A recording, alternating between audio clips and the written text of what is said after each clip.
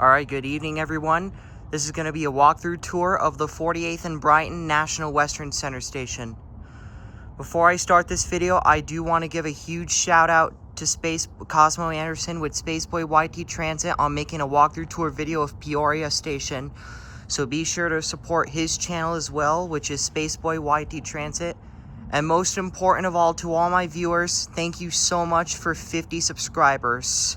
We will continue building up to eventually reach the road to 100 and even more. So thank you so much to the 50 of you who subscribed to me. And now let's begin our walkthrough tour. Here's some crossing gates right here. And then this station is a venue stop, kind of like with Ball Arena, Elitch Gardens, and as well as Union Station where Coors Field is, and eventually Broadway when they're going to put the NWSL team. But here's the platform of 48th and Brighton Station. And as you can see, here's the digital signs right there. I really recommend RTD to replace all those digital signs on the A, B, and G lines because they move fast and they be able to say train to Union Station arriving in whatever minute. So that's what I highly recommend RTD does with the A, B, and G stations and Union Station. You can see it's just me right here or right here because this is not a busy station during off-peak hours but there are some apartments right there, as you can see, one that's under construction right there. And of course, and then believe it or not, as part of RTD's improvements, I'll explain that when we get down to the south end of the station right there. As part of RTD's improvements, they're going to build a pedestrian bridge right there at the end of the station to link with the Sue Ann Schutz Rogers Livestock Event Center and also the Equestrian Center right there, which they have not groundbreaking or might have ground broke, but construction will start soon, I assume, with a hotel right there as well as a parking garage. And of course here, this station does have shelters right there.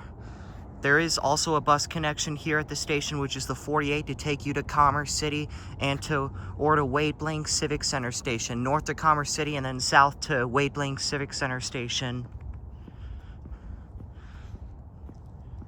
And what I love about the design is the stars right there, just to represent like cowboys, because this is the stock show station every January of this year. And then here's the signage right here, as you can see. N line to Eastlake and 124th, and N line to Union Station. The trains to Union Station board from this platform right there.